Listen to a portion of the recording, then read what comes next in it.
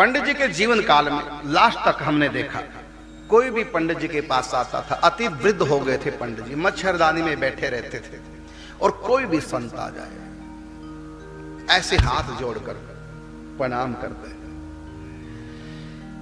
गृहस्थ आए, साधु सन्यासी आए, बाबा का एक ही मन में भाव रहता था कि जो भी मेरे पास आ गया वो इनका हो जाए। इनका मतलब ठाकुर जी का हो जाए। बाबा कहा करते थे, कोई भी मेरे पास आता है तो मेरे मन में एक भूख सी उठती है, हाय ये जो आया है ये भी हो जाए, इनका हो जाए, क्यों भटकर आया है। उन्हीं को बाबा उपदेश देने लग जाते थे। और यहां तक कि जो बार बार बाबा के पास आते हैं, बार बार बाबा के प्रति श्रद्धा व्यक्त करते हैं, उनके लिए बाबा और उनके ऊपर ढर जाते थे।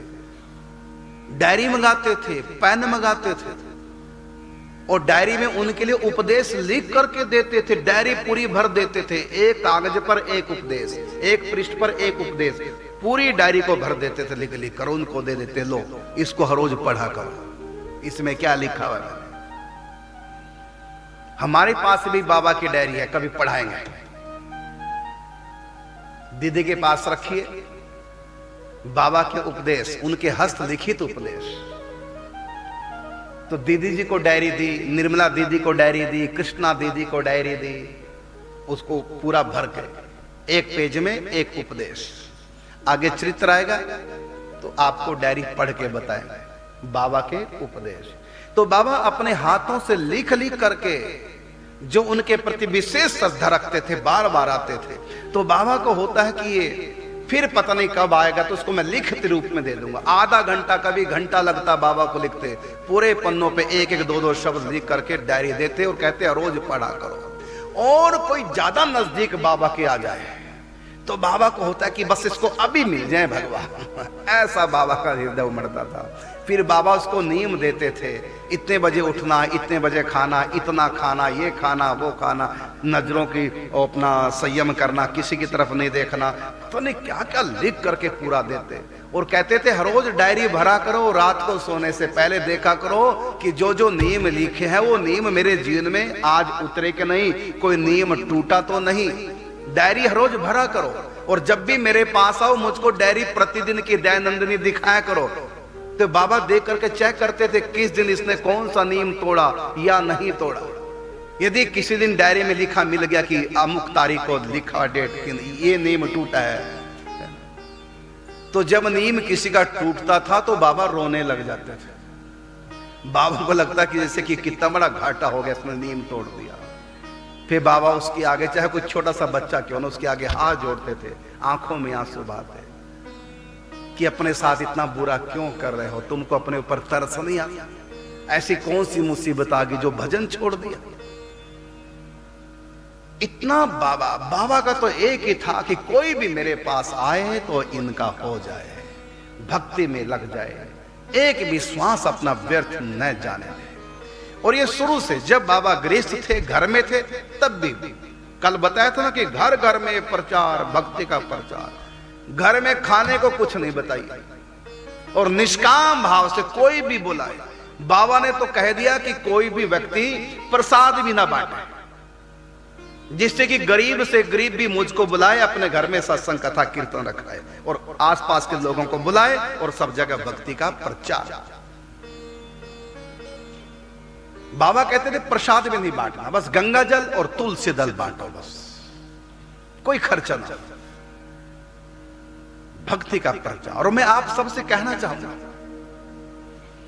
सब हमारा साथ दो, जो भी मुझको सुन रहे हैं, सब कीर्तन करो। 15 मिनट का कीर्तन सब करो, समूह में करो। कीर्तन के साथ साथ 15 दिन में या सप्ताह में एक दिन ऐसा रखो, सत्संग करो। जो बात आपको अच्छी लगे, याद है, वो बात सुनाओ सत्संग में। सुनाने का अभ्यास नहीं तो पढ़ करके सुना दो। कोई किताब में अच्छी बात लग रही है, उसका प्रचार करो, सनातन धर्म का प्रचार करो। ये समय संगम युग है, युग परिवर्तन का समय है। आप सब साथ दें, सब अच्छे बने, सज्जन बने। सनातन ही बचने वाली है, क्योंकि सनातन ही धर्म है, बाकी सब मजहब है, मत है, पंथ है। धर्म केवल एक है, सनातन, और अब सनातन धर्म ही रहेगा। और इस धर्म के जो प्रचार प्रसार करने वाले उन पर विशेष कृपा। इसलिए सब हमारा साथ दें, घर घर में सनातन धर्म का प्रचार हो, सब नाम जप करें, नाम संकीर्तन करें, हर घर में तुलसी का पौधा हो, हर घर में गाय हो, हर घर में ठाकुर जी हो। जो दुर्गा के उपासक हो दुर्गा जी की सेवा पूजा करें, जो राम के उपासक राम जी की सेवा पूजा करें, जो भगवान शिव के उपासक हैं शिव की सेवा पूजा करें, नाम का जाप करें, 81 व्रत करें, अपने माता पिता को भगवान का दर्जा दो, उनकी सेवा करो। हमारे किसी भी कर्म से, किसी भी बात से हमारे माता पिता को कोई क्लेश नहीं होना चाहिए, वो हमारे भगवान हैं। ऐसा माता पिता के प्रति भाव करके उनकी सेवा करो। पति पत्नी दोनों परस्पर प्रेम करें, धोखा ना दें, बेवफाई ना करें। कोई स्त्री कितनी भी सुंदर क्यों ना हो, वो प्रणय याचना भी क्यों ना कर रही हो, तब भी उसको बहन जी माता जी कह के बुलाओ। और स्त्रियों के लिए भी कोई पुरुष चाहे कामदेव के समान सुंदर क्यों ना हो और तुम्हारी तरफ आकर्षित है तब भी, और तुमको पता चल गया तब भी तुम उसको भाई साहब कह के बोलो। अपना पति चाहे किसी लायक नहीं है, वही हमारा भगवान है। पति में भगवान देखो, पुरुष लोग पत्नी में साक्षात भगवती का दर्शन करो, और इसी प्रकार माता पिता में भगवान का दर्शन करो, अपने बच्चों में बाल कृष्ण कन्हैया का दर्शन करो। स्त्रियां भी अपनी नंद में गोपियों का दर्शन करें, अपनी सास को यशोदा, अपने ससुर को नंद के समान मानो, अपने पति को कृष्ण के समान मानो। घर में मंदिरवा बनाई वे, देखो जी हम मंदिर ना जाइबे। सास को यशोदा मानो, ससुर को नंद जी, और पति हु को ठाकुर बनाइबे, देखो जी हम मंदिर ना जाइबे। घर को मंदिरवा बनाइबे, देखो जी हम मंदिर ना जाइबे। बिल्कुल सत्युग जैसा माहौल हो जाए। कम से कम आपके कारण से कोई घर में माहौल बिगड़े ना, और आपके परिवार वाले उनके कारण से बिगड़े तो बिगड़े, लेकिन आपका रोल परिवार को बिगाड़ने में नहीं होना चाहिए। आप तो संभाल के रखिए, प्रेम से रखिए। कोई भी घर में मन मुटाव हो, बीच में आकर के दोनों का मन साफ कर दो। ये नहीं कि और एक तिल्ली और सुलगा दो तुम बीच में आकर, ऐसा नहीं करना। सुमति का दान करो, प्रेम से रहो। फिर भी परिवार में किसी व्यक्ति से आपको कोई कष्ट मिलता हो, उसका स्वभाव बेकार है, आपसे बिना बात की ईर्ष्या करता है, ऐसा भी कोई घर में है, वो करे तो करे, आप गलत नहीं करोगे, ना उसको कहोगे। अपना कर्म मान करके, प्रभु का विधान मान करके सह जाओ, उसको भी राधे राधे बोलोगे, उसका भी मान सम्मान करोगे। कभी नहीं सोचना है मेरे से बोलती मैं भी इससे नहीं बोलूंगी। ऐसा कलयुग जैसा माहौल बनाने का प्रयास मत करो। तुम अच्छे बन के रहो, सामने वाला बुरा है तो होने दो, तुम अच्छे बन के रहो। तुम्हारे प्रति यदि किसी के मन में मैल है, उस मैल को निकालना उसके मन से तुम्हारा काम है, क्योंकि तुम्हारे प्रति उसके मन में मैल है। तो तुम अपने सुहार्द से, अपने प्रेम से, अपने भाव से, अपनी समझ बूझ से, अपनी सेवा से, अपनी सद्भावना से उसके मन में अपने प्रति नफरत को निकलवा लो। ये आपका कर्तव्य बनता है। इस प्रकार अच्छे बनकर के आप रहेंगे, और फिर जब आप भगवान को पुकारेंगे तो भगवान आएंगे। पंडित जी का जीवन चरित्र आप श्रवण कर रहे हैं, कैसा उनका गृहस्थ जीवन था, कितना पवित्र उनका जीवन था। और आज पंडित जी ने रो करके भगवान को पुकारा, रास बिहारी के रूप में उनके अंदर आवेशावतार ठाकुर जी का हो गया, और पहुंच गए हाथरस में। ये प्रसंग आप कल सुन रहे थे।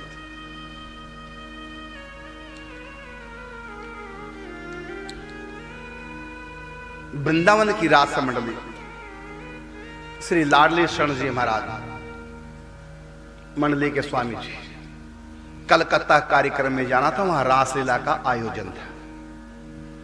एक रात हाथरस में रुकना था।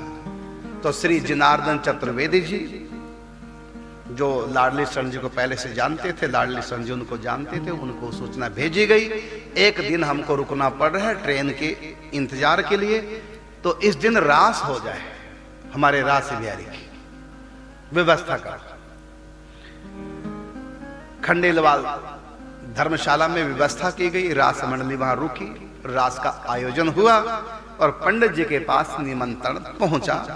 पंडित जी राम जी के भक्त थे, और राम जी मर्यादा पुरुषोत्तम है, और राम जी के प्रति उनका सेवक भाव था, जैसे हनुमान जी का।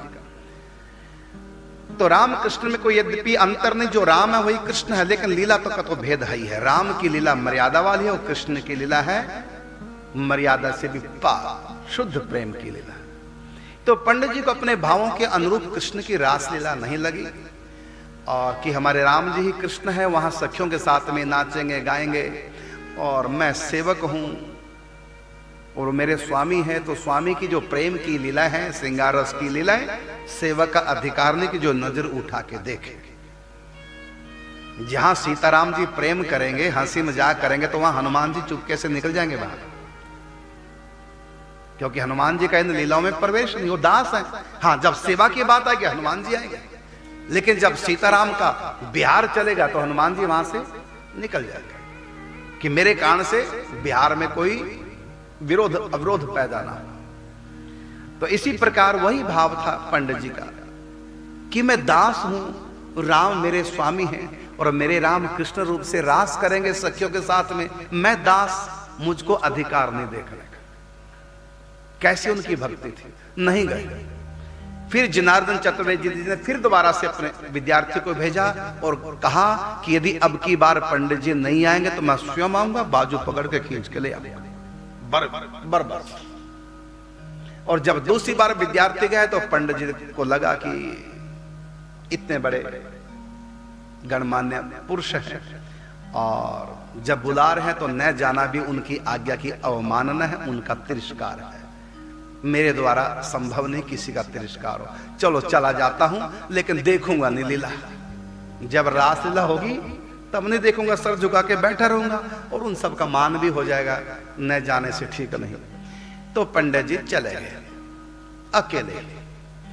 थोड़ी देर बाद गए, सब लोग बैठ चुके थे, तो पंडित जी सबसे बाद गए तो सबसे पीछे जहां लोग जूते उतारते हैं, उन जूतों के पास सबसे पीछे बैठ गए। तब श्री जनार्दन चतुर्वेदी जी को पता चला कि पंडित जी आ गए हैं। स्वयं पीछे गए और पंडित जी को वहां से उठा के आगे मंच के ऊपर लाए।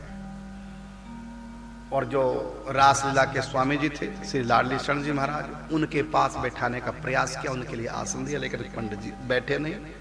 फिर दूसरी तरफ पर्दे के पास पंडित जी को बैठाया। फिर लीला प्रारंभ होती है।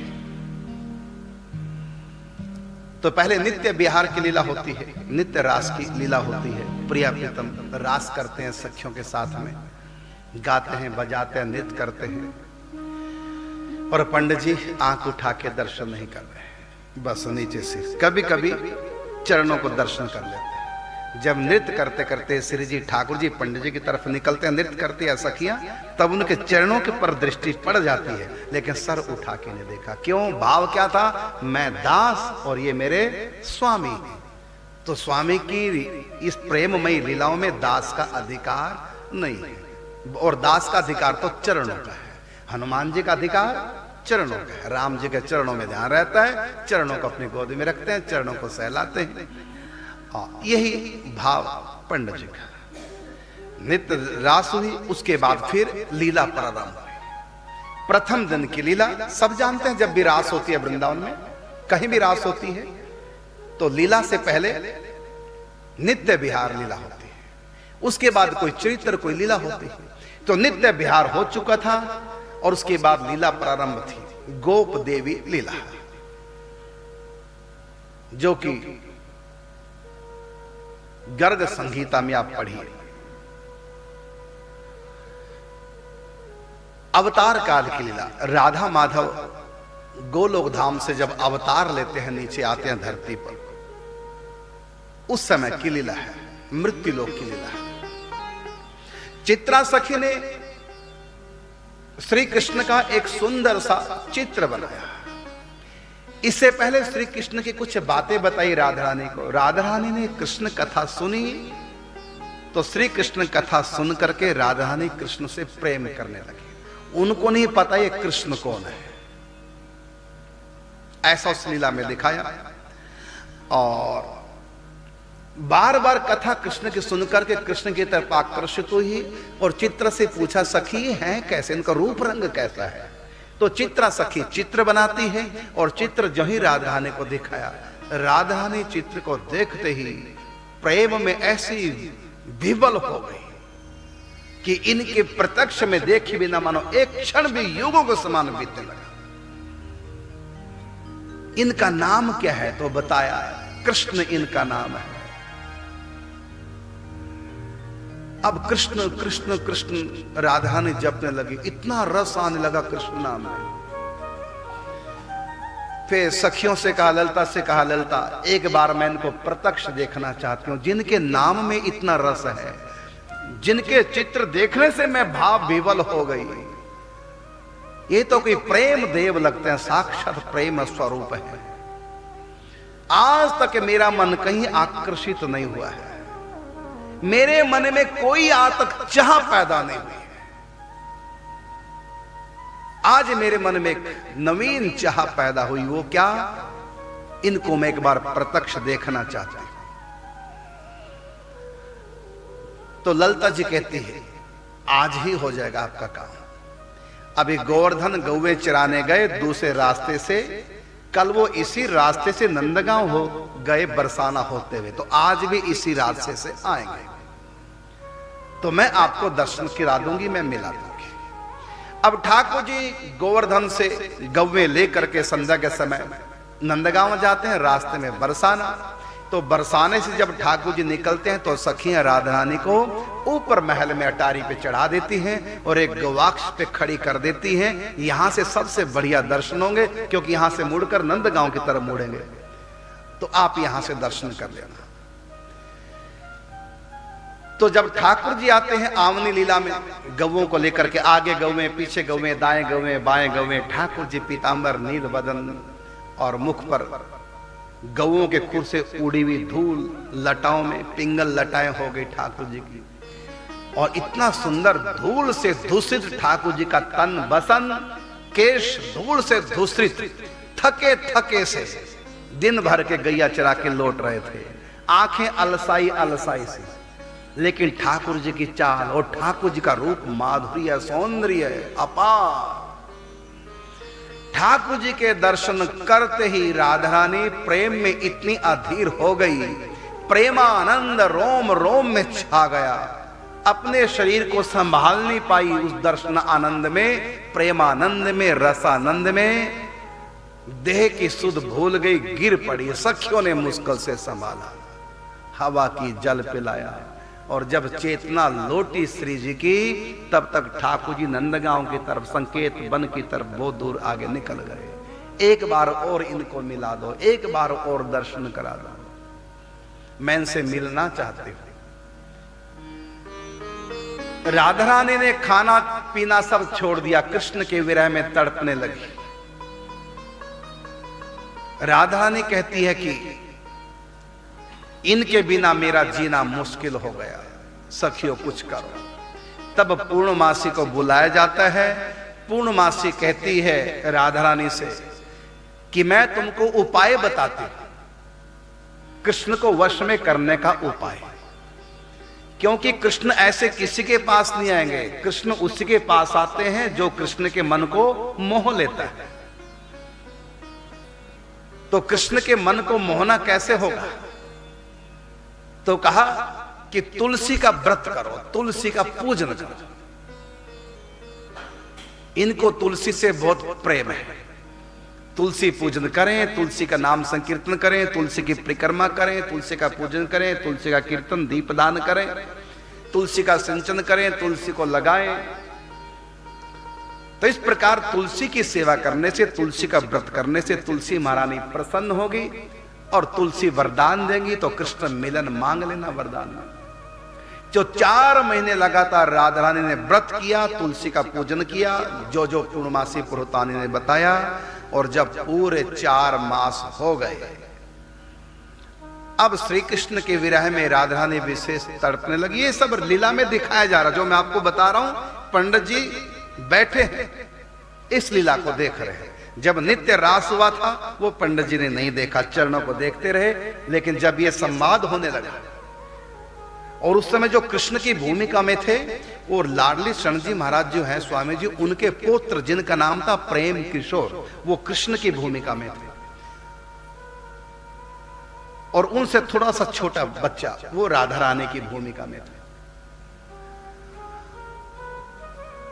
और आयु थी उस समय 9 मास 7 महीने की उस बालक की, जो कृष्ण का रोल कर रहे थे रास बिहारी, उसको कहते हैं हमारे यहाँ रास बिहारी। जो बालक कृष्ण का रोल करता है हमारे यहाँ ब्रज में रासलीला में, तो जब तक वो कृष्ण की भूमिका में होता है तब तक उसको सब कहते हैं रास बिहारी। तो श्री प्रेम किशोर जी, हमने दर्शन किए इन्हीं प्रेम किशोर के। जब मैं बरसाना रहता था वहां मेरे पास आए थे कुटिया में, यही प्रेम किशोर जी, उस समय वृद्ध हो चुके थे। तो ये बालक 9 वर्ष 7 महीने का बालक कृष्ण की भूमिका में, इससे छोटा सा थोड़ा कम आयु का बच्चा वो राधा रानी की भूमिका में। तो राधा रानी विरह में व्यथित है। ललिता से कहते हैं, ललिते आज मैंने तुलसी का पूजन किया, भगवती तुलसी महारानी प्रकट हुई, मुझसे वरदान मांगने को कहा तो मैंने वरदान मांगा, श्री कृष्ण की प्रीति मुझको प्राप्त हो, उनका नित्य मिलन हो, नित्य दर्शन हो, उनसे संभाषण हो। मैंने उनकी प्रीति मांगी, तुलसी जी मुझको प्रीति का वरदान देकर के अंतर्धान हो गई। तब से मेरे हृदय में विशेष प्रीति बढ़ती जा रही है, लेकिन कारण क्या है? अब तक भी श्याम सुंदर नहीं आए। पूर्णमासी पुरोहिताने की बात मानकर मैंने व्रत भी किया और तुलसी प्रकट भी हुई, तुलसी ने प्रीति का वरदान भी दिया, लेकिन अब भी कृष्ण नहीं आ रहे और मैं महलों की मर्यादा को तोड़ करके बाहर नहीं जा सकती। राजकुमारी है राधा रानी, अब कैसे मिलन? तो ललिता को भेजते हैं, ललिते तुम जाओ हमारा संदेश लेकर के श्याम सुंदर के पास। तब ललिता जी जाती है नंदगांव और कृष्ण से मिलती है। आज भी वो स्थान है ललिता कुंड के नाम से, नंदगांव के पास में ही, लगते ही टच करती रोड के इस किनारे नंदगांव, इस किनारे जो जंगल है उसमें बीच में ललिता कुंड है। तो ललिता जी ठाकुर जी से मिलती हैं और उनको कहती हैं, प्यारे श्याम सुंदर, पूरी बात बताई राधा रानी की। ठाकुर जी अनजान मन के कहते हैं, ये कौन है राधा? मैं तो पहली बार सुन रहा हूं, ये कहां की रहने वाली है? बरसाने की, नाम क्या है? तो राधा। किसकी बेटी है? तो वृषभानु की। तो वहां कहां रहती है? कहते हैं ऊंची अटारी। क्या पहचाना? अटारियां तो बढ़िया है वहां पर बरसाने में। कहते लाल किवाड़ी जिसकी है द्वार, कहते हैं लाल भी कईयों का है, देखा मैंने। कहते जिसके आंगन में बड़ा सा तुलसी का वृक्ष है। तो ललिता जी ठाकुर जी को निमंत्रण दे रही है और कहती हैं, करके इशारा बुलाई गई रे बरसाने की गोरी, बरसाने की गोरी। करके इशारा बुलाई गई रे बरसाने की गोरी, बरसाने की गोरी। करके इशारा बुलाए गई रे बरसाने की गोरी, बरसाने की गोरी। करके इशारा बुलाई गई रे बरसाने की गोरी, बरसाने की गोरी। जो कान्हावा को नाम न जानो, जो कान्हावा को नाम न जानो, जो कान्हावा को नाम न जानो, जो कान्हावा को नाम न जानो। राधा रंगीली बताए गई रे बरसाने की गोरी, बरसाने की गोरी। करके इशारा बुलाई गई रे बरसाने की गोरी, बरसाने की गोरी।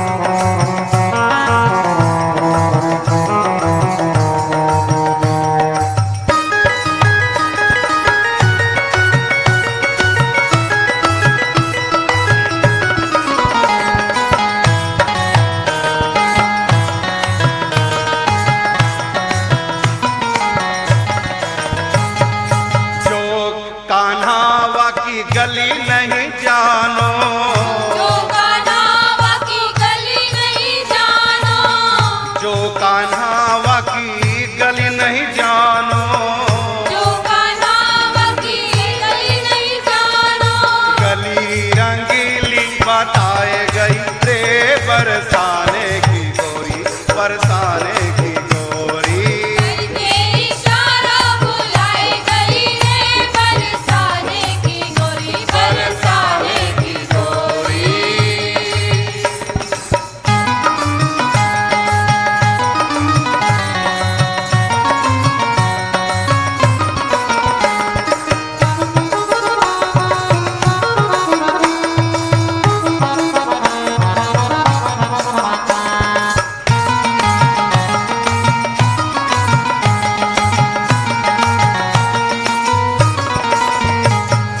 वाके आंगन में तुलसी को बिरवा, आगे आंगन में तुलसी को विरवा, वाके आंगन में तुलसी को बिरवा। आगे आंगन में तुलसी को विरवा, लाल की वरिया बताए गई रे बरसाने की गोरी, बरसाने की गोरी। करके इशारा बुलाए गई रे बरसाने की गोरी, बरसाने की गोरी। करके इशारों बुलाए गई रे बरसाने की गोरी, बरसाने की गोरी। करके इशारा बुलाए गई रे बरसाने की गोरी, बरसाने की गोरी।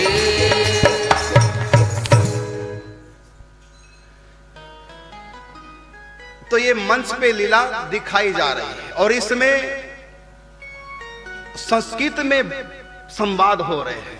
फिर जो स्वरूप है वो संस्कृत के साथ साथ हिंदी में भी उसका अर्थ करके बताते जा रहे हैं। फिर पर्दा बंद होता है, दृश्य बदलता है। बालक प्रेम किशोर जो स्वामी लाडली शरण जी के पौत्र थे, कृष्ण की भूमिका में 9 साल 7 महीने की आयु थी। क्या करते हैं? मैया यशोदा से कहते हैं, मैया मुझको अपना लहंगा चोली ये सब दो। क्यों? कहता काकी मंगा रही है। मैया ने कहा चलो ठीक है, तेरी काकी मंगा रही है। मैया ने अपना लहंगा चोला सारा दे दिया। ठीक है, अपनी काकी के दो। कन्हैया ने क्या किया? मधुमंगल से बोले, हे मुझको पहना इसको। अब मैया का लहंगा और कन्हैया की कमर में ऐसे लगे जैसे कि वो तो पूरा तंबू था।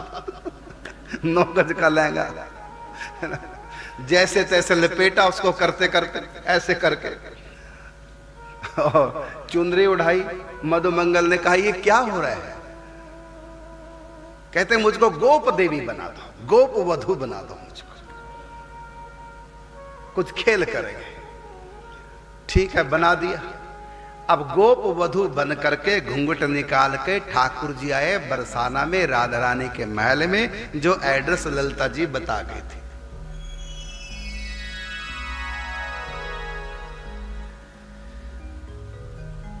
और यहां पर राधा रानी से मिल करके, राधा रानी ने नहीं पहचाना कि श्याम सुंदर है, तो राधा रानी से मिलकर बोले मैं बड़ी तंग आ गई हूं, मैं नंदगांव की रहने वाली हूं, तंग आ गई हूं। किससे आगे तक?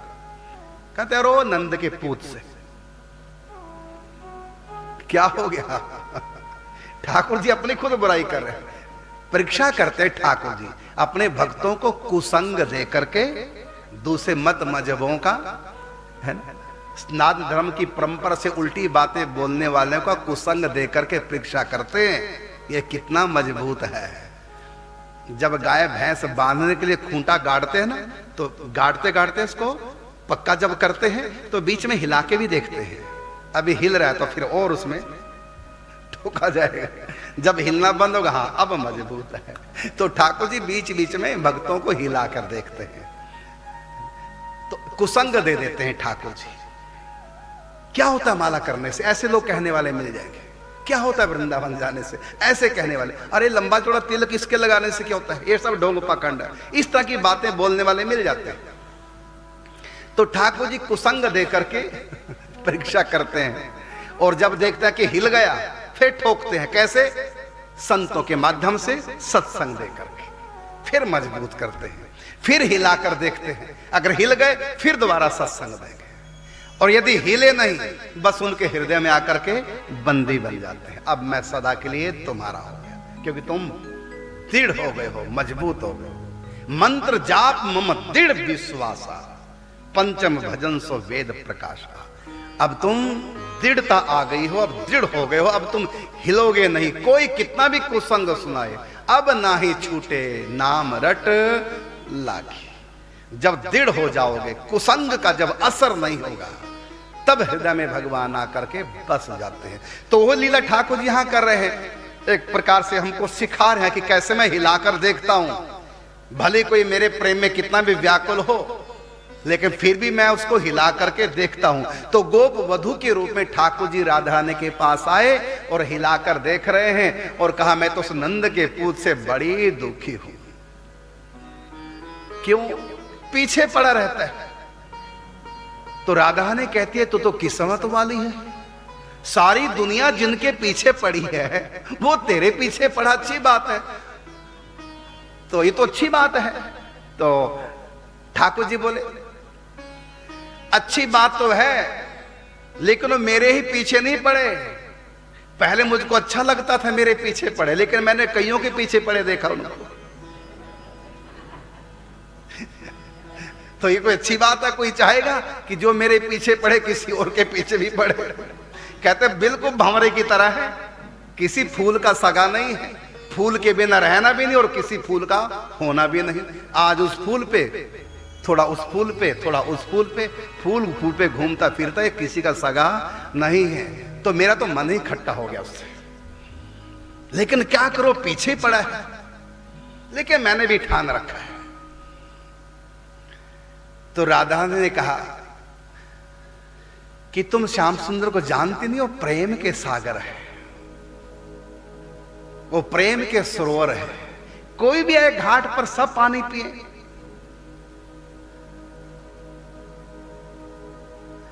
तो अच्छा है, सबसे प्रेम करते हैं। जो प्रेमी होता है वो सब पे प्रेम करता है, जो क्रोधी होता है वो सब पे क्रोध करता है, जो लोभी होता है वो सबसे लोभ करेगा, जो प्रेमी होता है वो सबसे प्रेम करेगा। मेरे श्याम सुंदर प्रेम में भेदभाव नहीं रखते। जाकी रही भावना जैसी, प्रभु मूर्त देखी थी न तैसी। और देखो सखी, फूल खिलता ही भंवरे के लिए है। तो हम लोगों का जीवन ही श्याम सुंदर के लिए है, और श्याम सुंदर सबकी प्रेम सेवा स्वीकार कर रहे हैं। इसमें बुरा क्या है? तो ठाकुर जी तो बुराई करते जा रहे हैं, राधा ने उस बुराई को अच्छाई में परिवर्तित करते जा रही है। और कहते देखो काला कलूटा है, ये भी नहीं पता कि उसका बाप है कौन। कोई कहता है वसुदेव है, कोई कहता है नंद है, लेकिन मुझको तो कोई तीसरा ही लगता है। का क्या मतलब? कहता नंद भी गोरे, यशोदा भी गोरी, देवकी भी गोरी, तो वसुदेव भी गोरे, ये काला कहां से आ गया?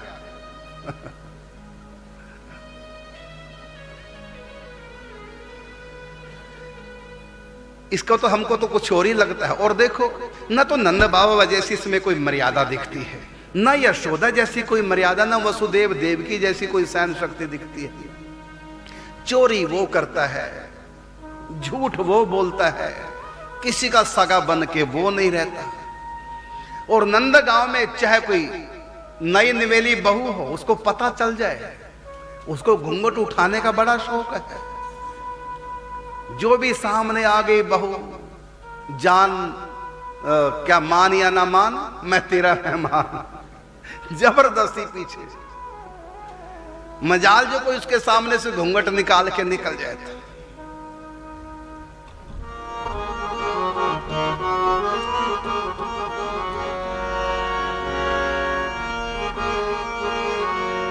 एक श्याम सुंदर ब्रज आवरी, गोरी बचती रहियो। एक श्याम छैल ब्रज आवरी, गोरी बचती रहियो।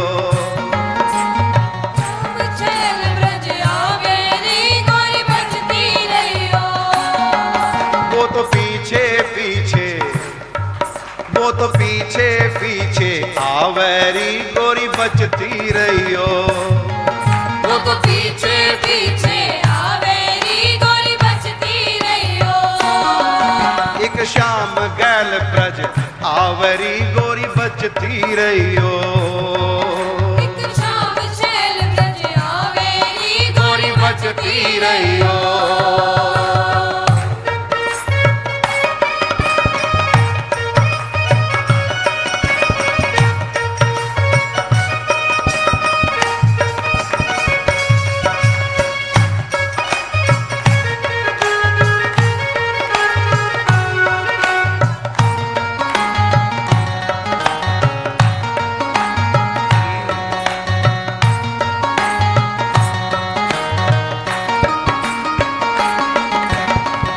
आगे आके घेरे रे, जो आगे आगे घेरे रे, जो आगे आके घेरे रे, जो आगे आगे घेरे रे। तू घूंघट तू घूंघट नाही उठाई ओरी गोरी बचती रहियो। तू घूंघट नाही उठाई ओरी गोरी बचती रहियो। एक शाम छैल ब्रज आवरी गोरी बचती रहियो। एक शाम छैल ब्रज आवरी गोरी बचती रहियो।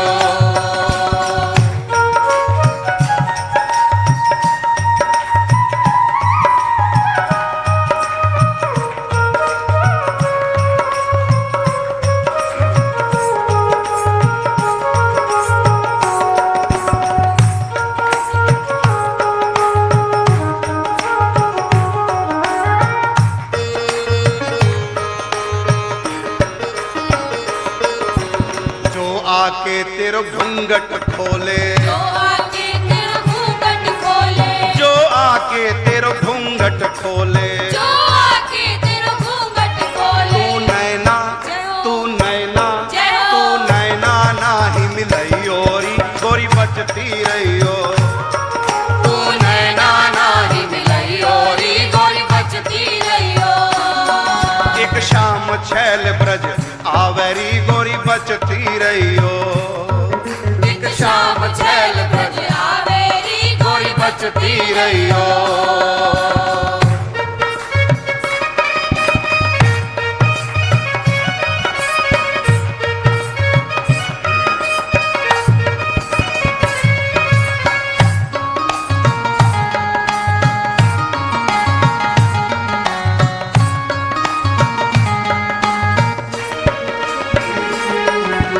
जो तेरे नैना मिल जावे, जो तेरे नैना मिल जावे, ओ जो तेरे नैना मिल जाए, जो तेरे नैना मिल जाए। तूने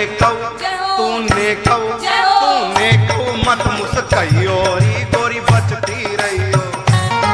तूने कऊ नहीं मुस्कई ओरी गोरी बचती रहियो। एक शाम छैल ब्रज आवरी गोरी बचती रहियो। एक शाम छैल ब्रज आवेरी गोरी बचती रहियो।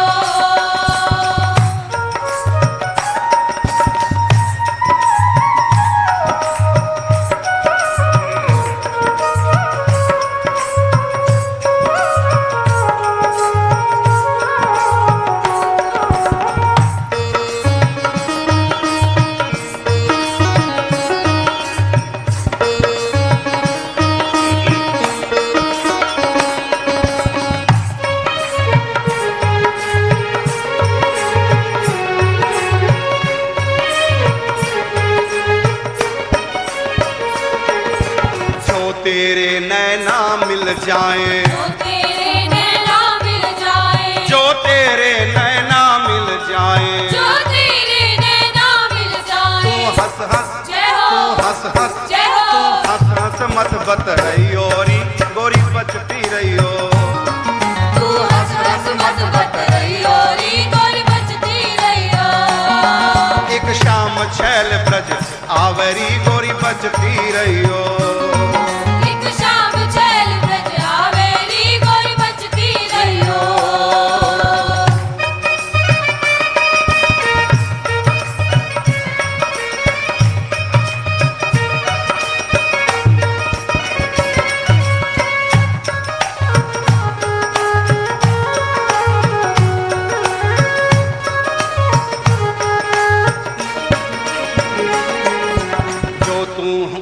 जो तू उनसो हंस बतरावे, जो तू उनसो हंस बतरावे, जो तू उनसो हंस बतरावे, जो तू उनसो हंस बतरावे, तो उनसो जय हो, तो उनसो जय हो, तो उनसो मत लिपटाइयो री गोरी बचती रहियो, तो उनसो मत लिपटाइयो री गोरी बचती रहियो। एक शाम छैल ब्रज आवेरी गोरी बचती रहियो, एक शाम छैल ब्रज आवेरी गोरी बचती रहियो।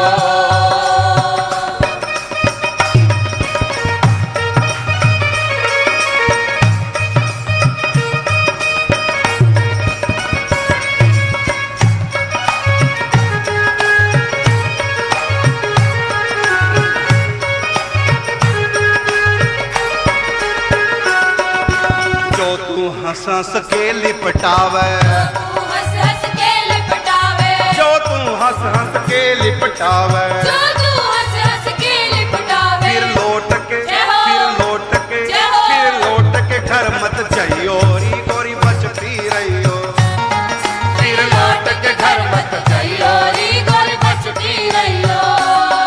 एक शाम छैल ब्रज आवेरी गोरी बचती रहियो, एक शाम छैल ब्रज आवेरी गोरी बचती रहियो। तो गोप देवी के रूप में ठाकुर जी बुराई कर रहे हैं राधा रानी के सामने और कहते हैं कि पूरे नंदगांव से वहीं से आ रही हूं मैं। उनके उधम देख देख कर तंग आ गई। सारे नंदगांव में ही चर्चा है, जो भी अपने घर को बसाना चाहती है वो नंद लाला के दर्शन नहीं करता। और घर में कोई भी नई नवेली बहू आती है, सास सबसे पहले यही शिक्षा देती है,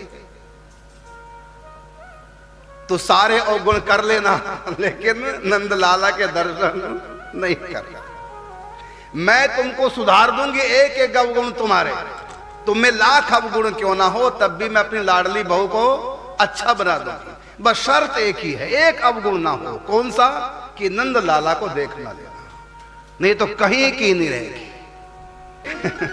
सब राधा रानी को बता रहे हैं और अंत में बता के कहते हैं क्यों बेमौत मर रही है, उनके दर्शन की भीख चाह रही है। छोड़, बच जितना बचना चाहता। नंदगांव में कोई भी गोपी किसी काम की नहीं रही, सबको लूट लिया उन्होंने। इसलिए जितना बच सको बचो, याद मत करो। तो गोप देवी से राधा ने कहती है तुम भूल गई हो जो मुझको बुलाने की कहती है।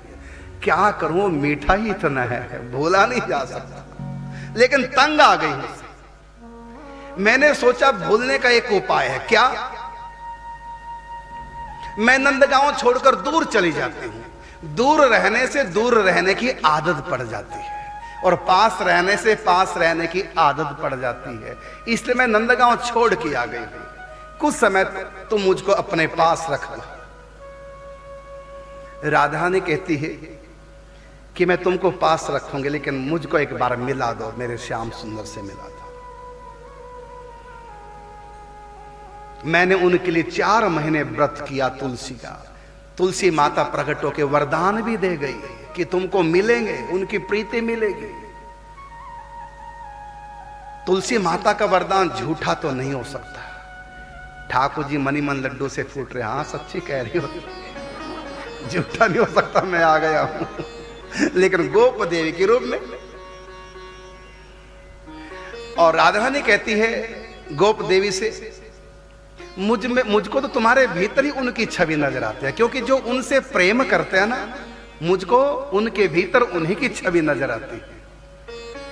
वो तो पता नहीं कब आएंगे, तू एक बार मेरे गले लग, क्योंकि तू श्याम सुंदर की प्रियसी है और श्याम सुंदर जिनसे प्रेम करते हैं वो मुझको बहुत प्रिय लगते हैं। मुझको लगता है जैसे मानो श्याम सुंदर ही मिल गया हो।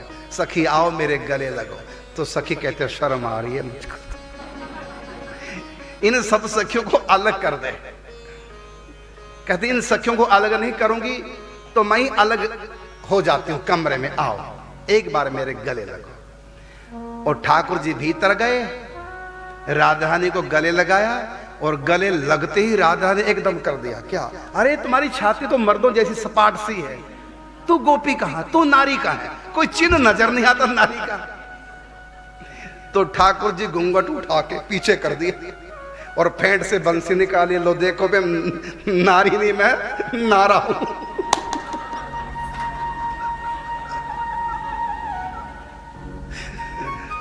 और यहां श्री जी से ठाकुर जी मिलते हैं। तो ये मंच पर लीला दिखाई जा रही थी और पंडित जी देख रहे थे, मानो पंडित जी को ठाकुर जी कह रहे हैं कि पंडित जी बच जितना बच सको, कहीं के नहीं रहोगे। जो तुम मेरे दर्शनों की बार बार भीख मांग रहे हो ना, पहली तुम्हारी गृहस्थी ढंग से बस ये नहीं है। जो थोड़ी बहुत रह गई ना मेरे चक्कर में पड़ गई, वो भी छूट जाएगी। तुम मेरे दर्शन तो मांग रहे हो, तो मानो ठाकुर जी इशारे में कह रहे हो पंडित जी बचो मुझसे जितना बच सकते हो। तो ये प्रथम दिन की लीला थी। पंडित जी को बहुत अच्छा लगा कि ठाकुर जी कितना प्रेम करते हैं, सबके ऊपर मोहनी, नंदगांव में सबके ऊपर ठाकुर जी ने मोहनी छोड़ रखी, जादू, सबको अपने प्रेम पास में बांध रखा है। मुझको कब बांधेंगे,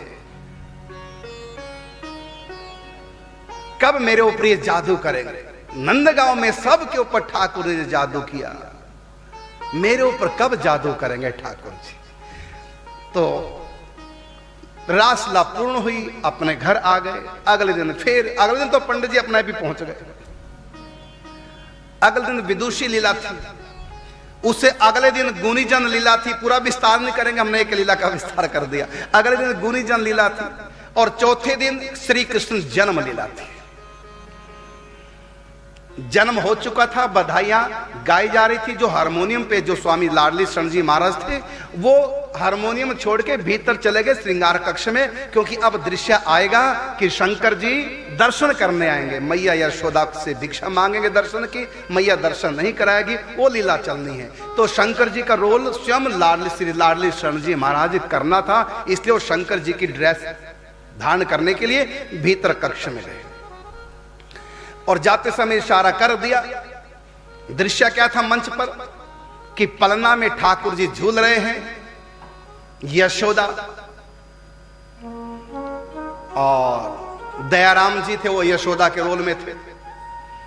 तेजा स्वामी वो नंद बाबा के रोल में थे और जो व्यवस्थापक थे उनको भी साड़ी पहना के घूंघट बिठा दिया, बड़ी बड़ी गोपियां बना दिया और सब बधाई के गीत गाओ, जब तक तुम्हारा गीत पूरा होगा तब तक मैं शंकर जी के श्रृंगार में आ जाऊंगा।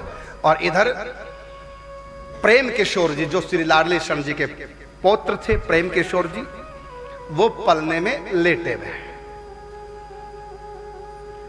और बधाई गा जा रही है। तो रास मंडली के स्वामी हारमोनियम छोड़ करके भीतर श्रृंगार कक्ष में गए। श्रृंगार करने के लिए शंकर जी का रोल उनको करना है, स्वरूप धारण करना है, और कह के चले गए इशारे में कि तब तक बधाइयां जन्म की गाते रहो, मैं आ रहा हूं। अब यहां जन्म की बधाइयां गा रहे थे और स्वामी श्री लाडली शरण जी के पुत्र प्रेम किशोर कृष्ण के स्वरूप में थे, रास बिहारी रूप में पलने में, और बाबा उन बधाइयों को सुन रहे थे। और अब हुआ क्या, बाबा आंखें बंद करके सुन रहे हैं बधाइयां और मनी मन क्या चिंतन कर रहे हैं?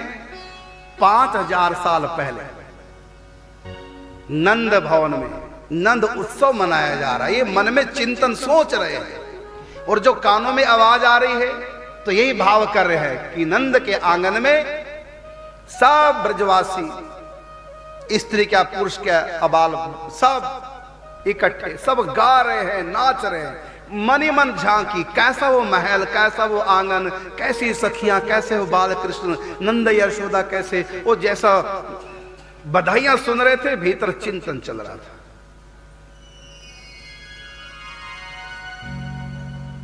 और आप लोग क्या करते हैं, जब तक भजन चल रहा है तब तक मैं व्हाट्सएप भी खोल के देख लूं किसी का किस का मैसेज है, अभी तो भजन चल रहा है।